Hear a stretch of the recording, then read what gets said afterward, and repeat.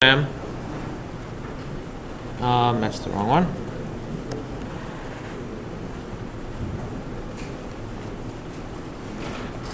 And let's see if there are any Piazza questions.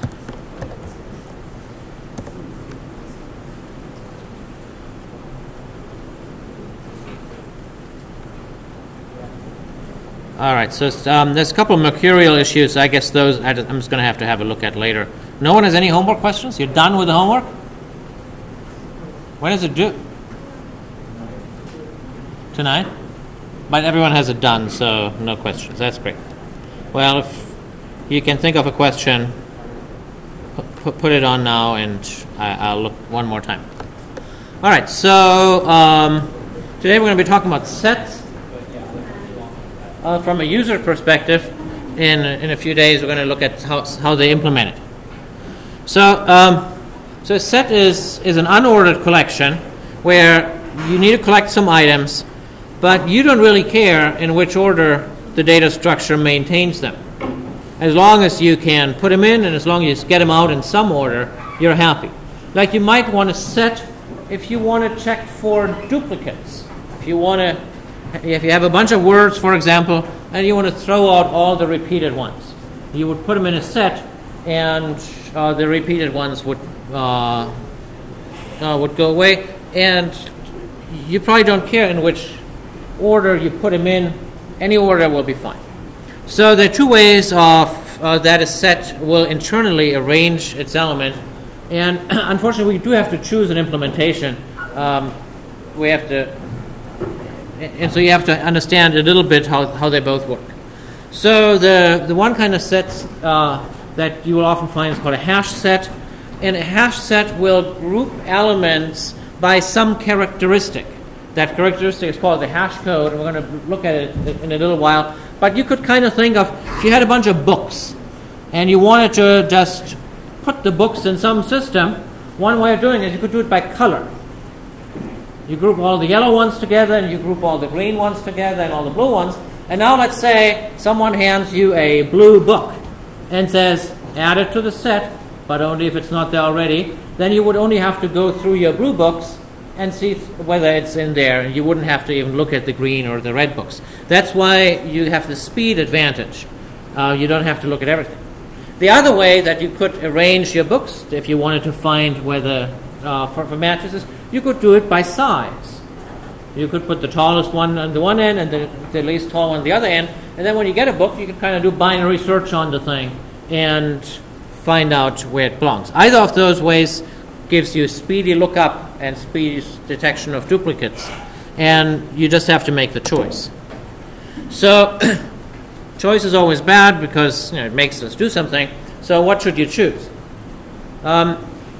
If you dump things into a set and you never visit the elements all at once, just use a hash set. If, on the other hand, you need to visit them in sorted order, as you might, for example, if you have a list of words and you later want to see them in sorted order, then use a tree set. Then the sorting, you'll see in a few weeks why it's called a tree set. Right now you just have to remember tree set, sort, and hash set don't. Now, the disadvantage with the tree set is the elements have to be comparable. That you can't use a tree set of arbitrary objects, so you have to supply a comparator, or they have to implement a comparable interface. And so that's, again, another reason to say use a hash set if you can, use a tree set if you must have that sorted, the visitation in sorted order. So here we make a hash set and set it as a set of strings. Notice that after we've constructed it, you don't really want to know which type of set it is. They both conform to the set interface, so you always want to store your set, whatever it is, in a variable of type set, not of type hash set or of type tree set. So no matter how you do it, save it as a set.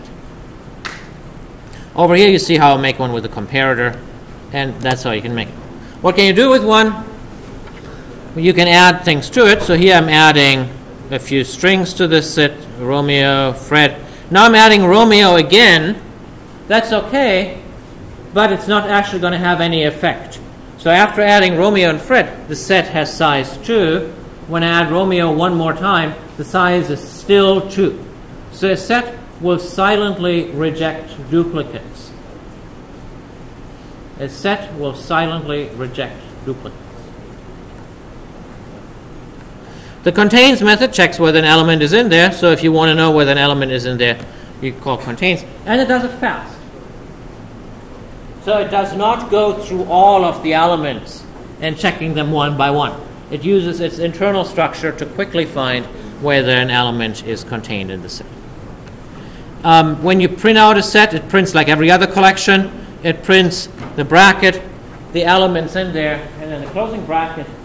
But it doesn't print them in the order in which you inserted them. So over here, we first inserted Romeo and then Fred. When it prints it out, it happens to print Fred first. So it uses its internal organization to quickly go through them. If it's a tree set, which this one isn't actually, it would definitely print them in sorted order. But if it's a hash set, it'll print them in what appears to be a random order. You can iterate through the elements of a set in the normal way, but with the enhanced for loop. And that's if you just want to see them one by one. If you want to edit the set, you would have to use an iterator, which works exactly like the list iterator that you've seen on Tuesday, with one exception. A list iterator can go forwards and backwards.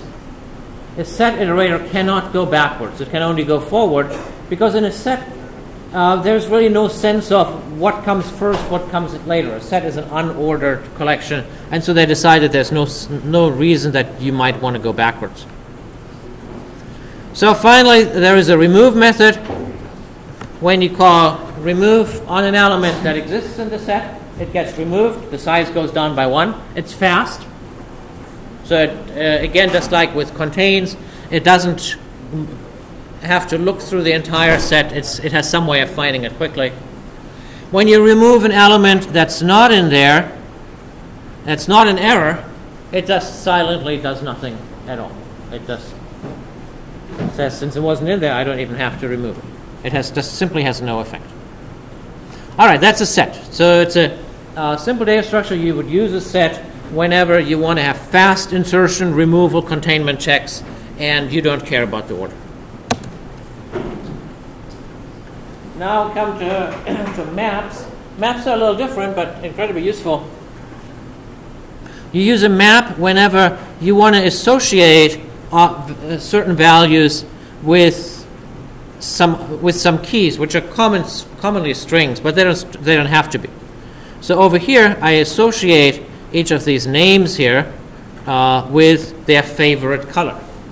So I want to record that Romeo's favorite color is green and Adam's favorite color is red, and both Eve and Juliet's favorite color is blue.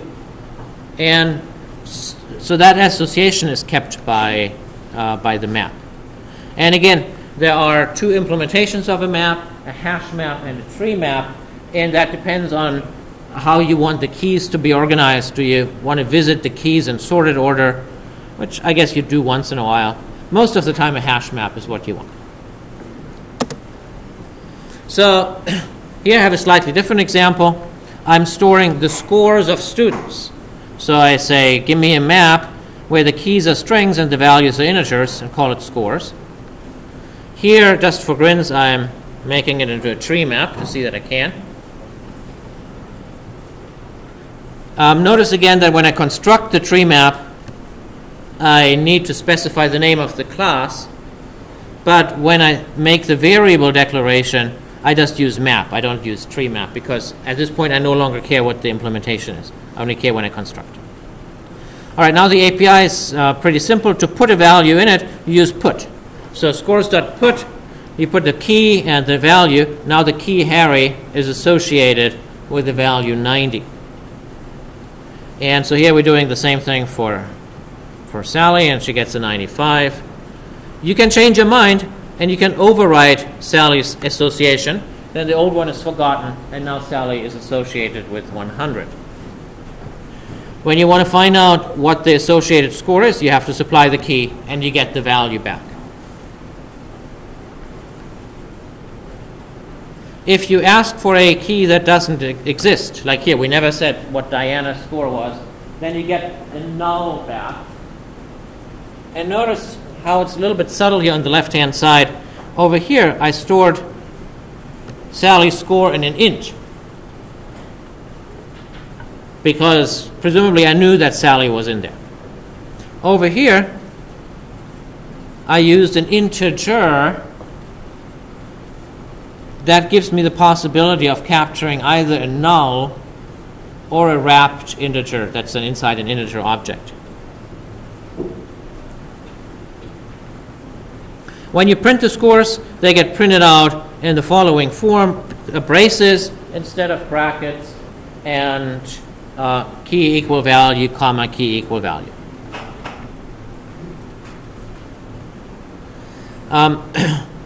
Down here we'll have how to remove an element. You just remove the key, and that removes both the key and the associated value. So actually, you've seen something that's very similar to a map in the address book that we've been using in the lab. The only difference is the address book, you kind of have two keys and a value, right? Because you have the name, and then you have the phone or email or whatever, and then an associated value. This thing just has one key. But I should have just put as a question how you implement the address book with the map. All right, I'll do that next time. Oftentimes, you need to visit every single association in the map. The way to do that is to iterate through all of the keys. So when you ask the map, what are all the keys, then you get the set of the keys there, and then you can iterate through that in the normal way by an enhanced for loop. And then once you have the key, you can look up the value by calling get, and then you have the value. And that way you can see all of the keys and all of the values together. All right. So to see whether everyone is awake, let's have a clicker question.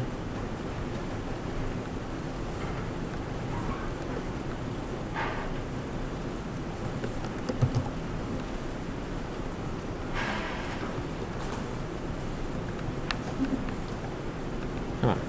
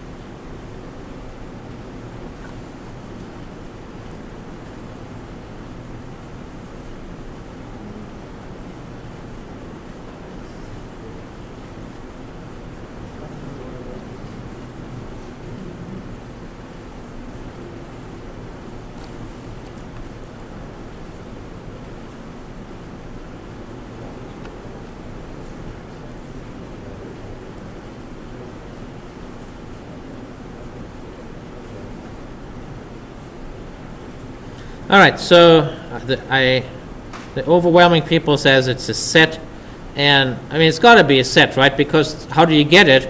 If you look at the previous slide, you get it by calling key set, and they wouldn't have called it key set if it wasn't a set. So why is it a set? Because the order doesn't matter. So when you have the keys of a map, they're not ordered in any particular way. The map does not remember whether you first said that Harry has 60 and then Sally has 95, or the other way around. The order doesn't matter. So it's an unordered collection. With a stack, the order would matter because you would only get, it would be the last in, first out order. With a list, it would be whatever order it is that you inserted. And again, that doesn't matter here at all. So it is a set. All right. Let's do it because it worked so well. Maybe a little faster this time for the values in a map.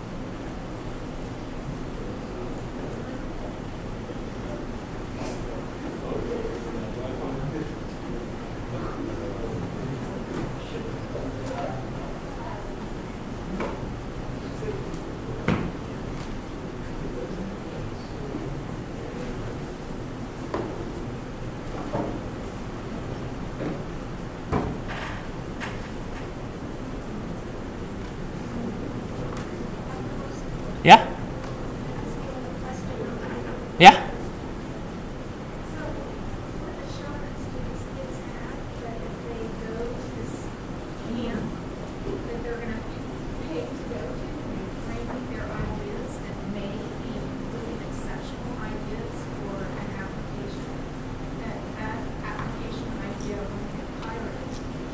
That's a good question.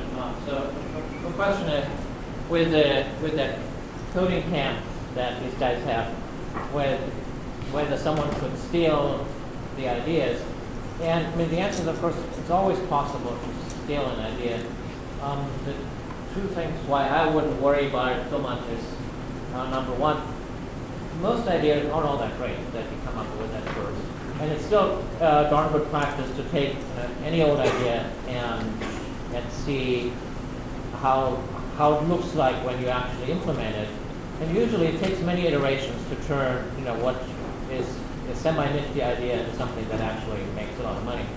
So so that's number one. Number two is that if you actually have a very, very, very good idea, one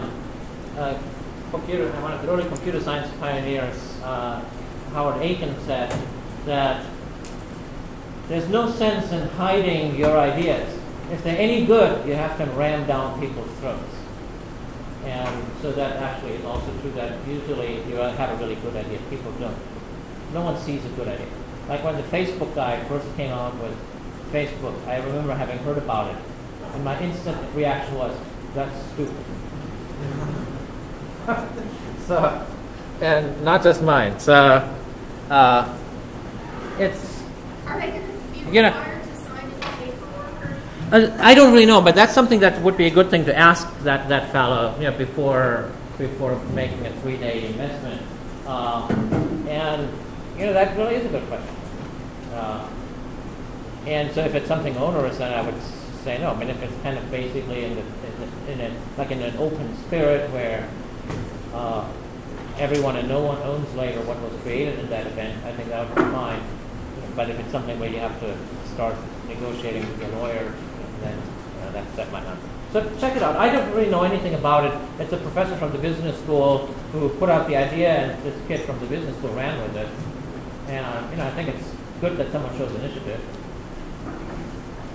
But I honestly don't know anything on what it really is. I do know that people do this all the time, and most of the times the projects that come out are not all that wonderful. But the reason they do that is for networking.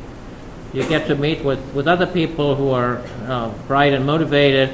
You get to see some maybe a venture capitalist or two who sticks their head in there. So it's more of a networking event than here I'm going to take my very best idea and try to make a go at it. All right, so we finally got up to 67 votes on this here, and I love it. So why isn't it a set? Why is the collection of values not a set? So let's see, we have 3 people who got the right answer. Okay, why isn't it a set? Because you can have duplicates, exactly. Like both Romeo and Juliet liked blue, so it was red, green, blue, blue. And the duplicates do matter. You have as many values as you have keys, and if it was a set, you would lose the duplicates. All right, well, so I do manage to fool just about everyone once in a while. So here's a more practical question. Let me get it started and then tell you why I like this question.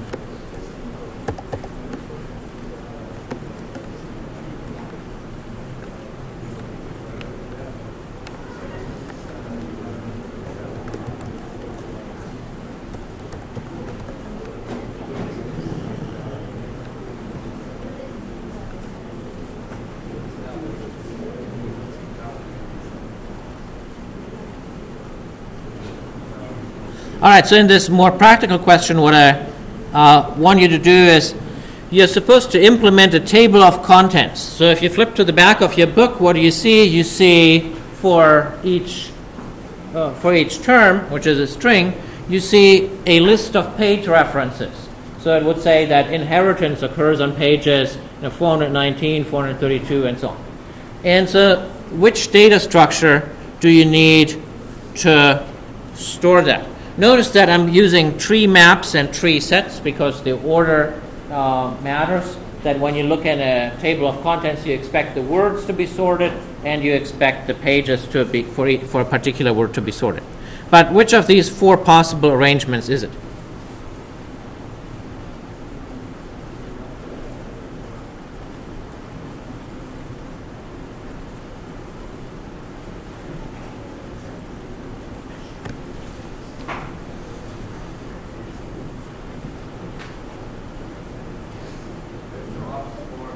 Yeah?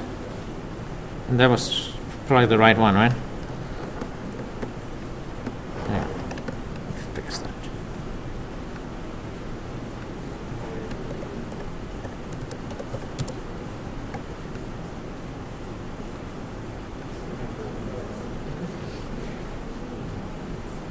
Okay, now there's an option for it.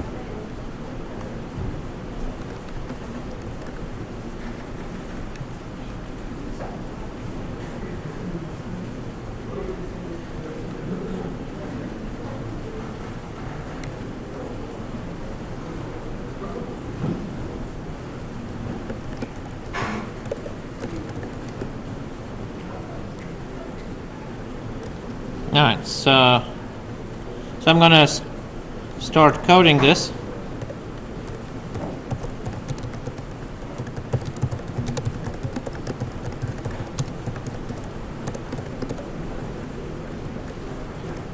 So I need one of these. Let's see what the majority answer is. So the majority answer, there's a close tie between 2 and 3. Oh, so I actually have to start thinking. All right, so which of these is it? Let me draw a quick picture here. So I might have a word I said like, what was it, inheritance.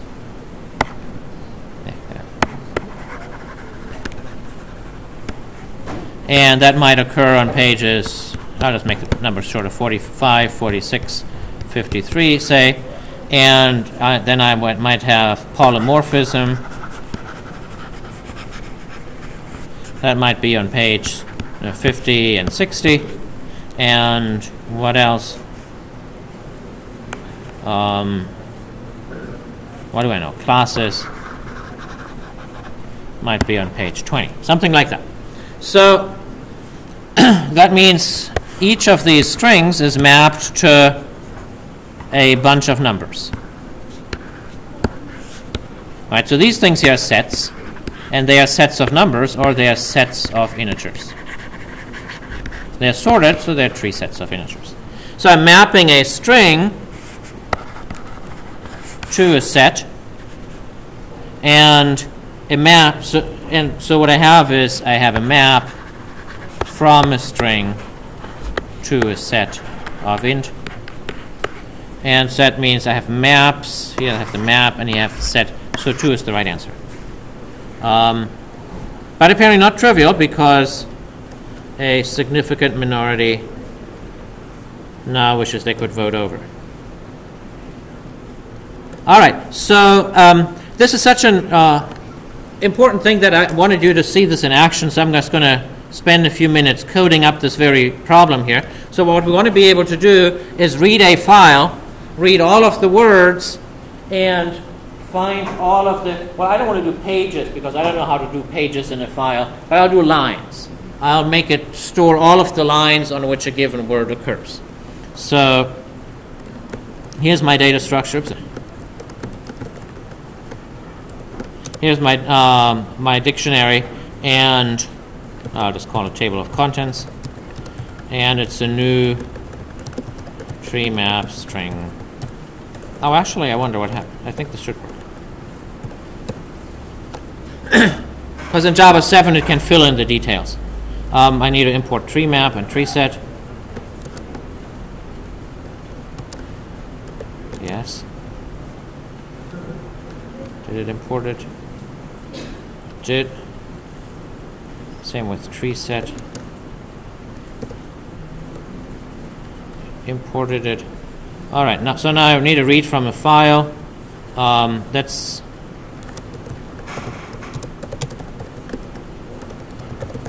I don't want to deal with exceptions, so I'll just have main throw it. I'll read it from arg0.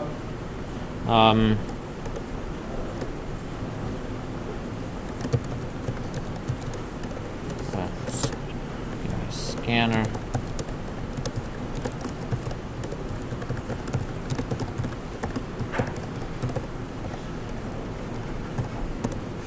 All right, now when I want to get line numbers, I unfortunately need to read a line at a time, because otherwise I won't know how to do line numbers. So let me do that. While in has next line,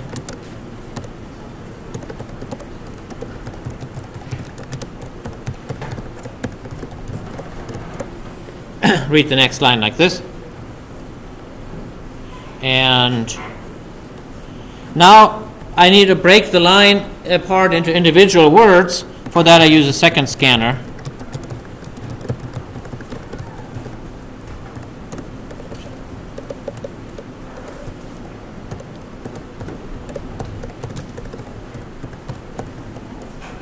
And now I can use has next here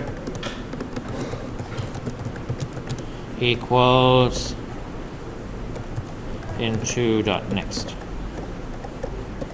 So far I now have iterated, I need to have a counter for the lines.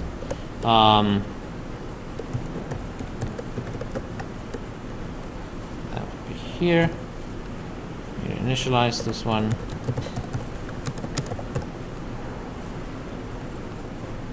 So when I'm here, I have found a word in a line with a given number. So now word occurs inline counter. And I want to add that fact to my table of contents. So what I'd like to be able to say is toc.put, and the key is the word. I want to associate the word with a set of line numbers. But what is that set?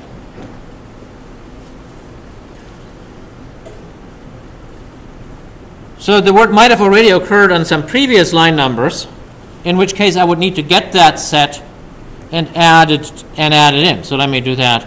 So this would be a set of integer previous lines of this word equals toc.get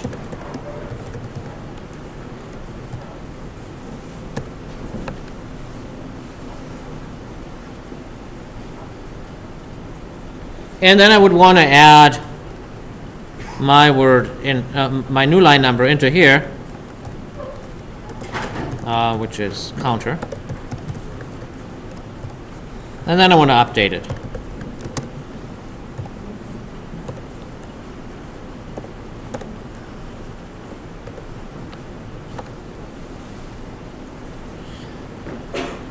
And then when I'm all done, I'm just going to print the table of contents. It'll not look very pretty right now, but we can work on that later. So that's my program, and it's almost correct. Did anyone see where it breaks down?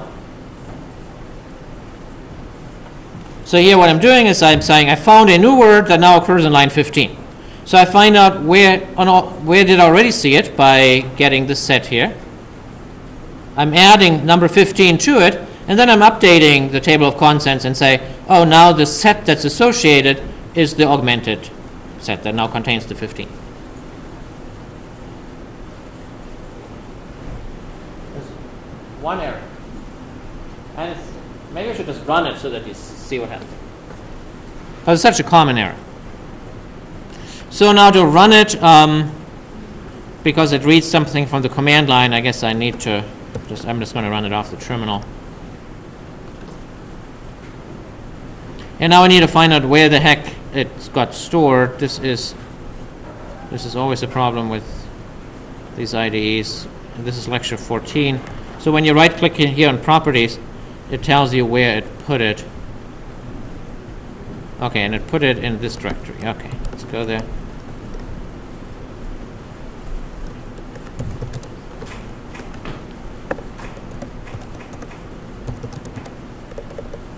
Oh, I didn't compile it yet. Let's build it.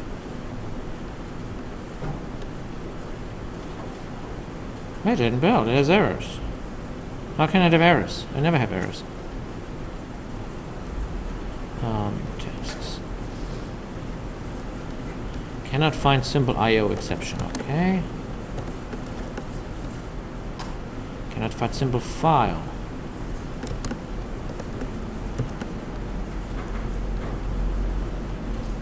Cannot find symbol set. Let's see. Why not?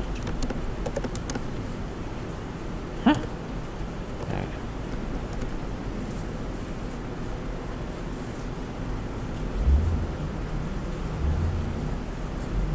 Put.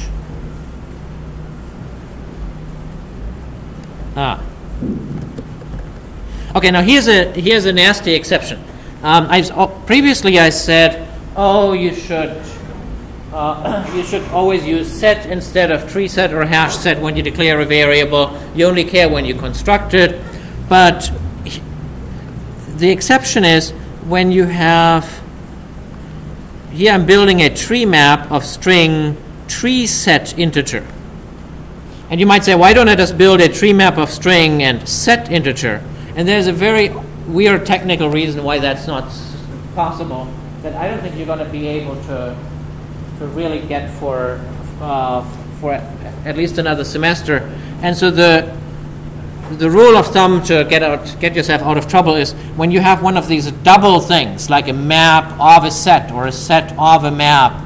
In that case, disregard my rule of using the interface, but always use the full class name. that's an unfortunate limitation because someone messed up a part of the design of Java there, and it really is somewhat intricate and hard to understand. So that rule will get us going here, though. We're just going to be using the full tree set thing here. Okay, now it compiles, and now here we are. So we should be able to run it. Java -class path build.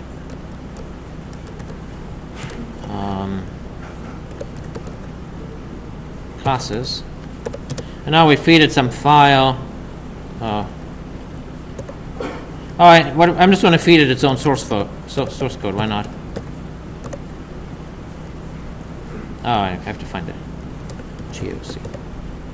And it dies in line 35 with a null pointer exception. I told you there was going to be a problem. Line 35 is here. So let's see what happens. So, and I can just tell you, it died with the very first word. Because what happened is it read the first word. It then says, well, let me find out where this word happened before. And the maps says, well, it wasn't in there at all. In that case, get returns null. So previous lines of this word is null.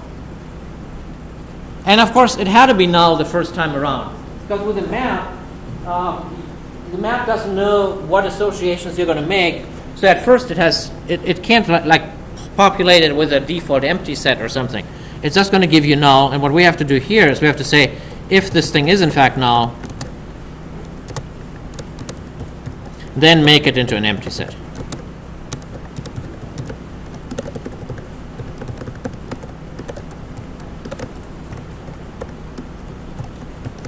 And so now let's try this again. Oh, I guess I didn't compile.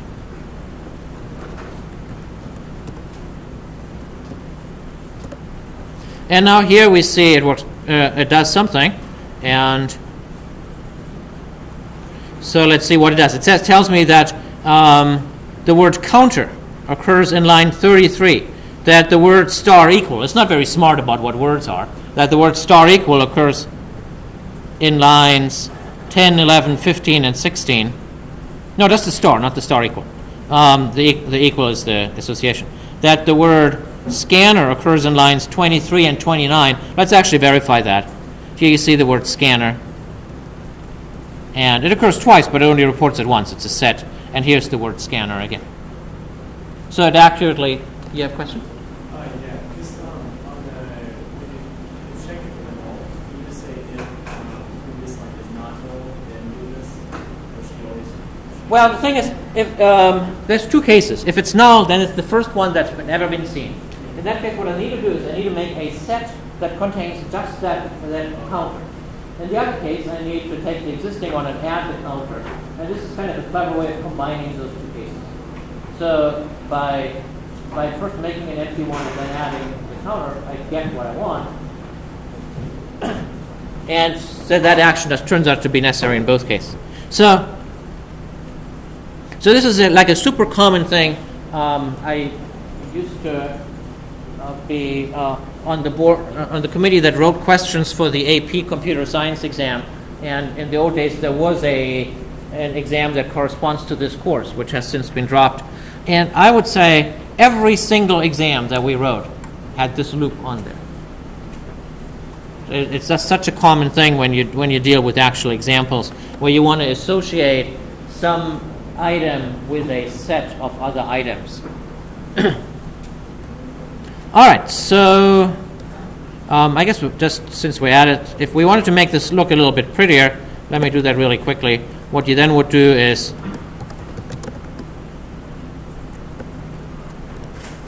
you would iterate over the keys.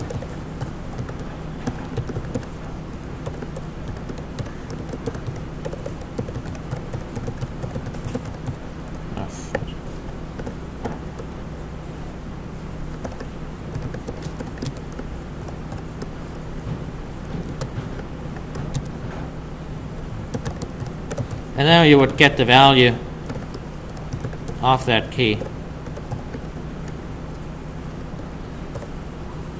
I need to compile. And then it prints it like this, a little nicer.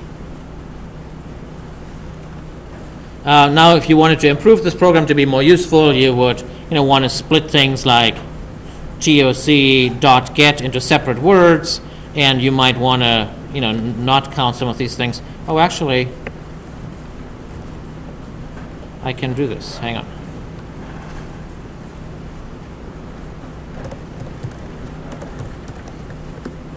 We'll just set the delimiter here.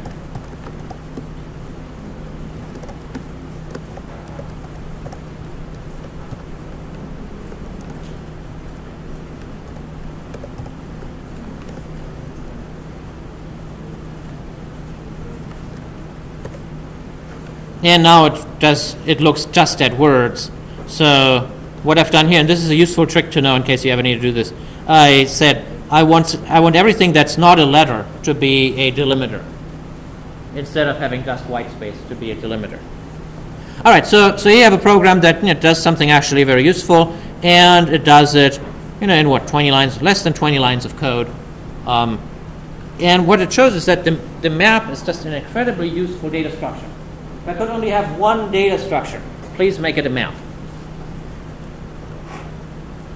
All right, so that's that.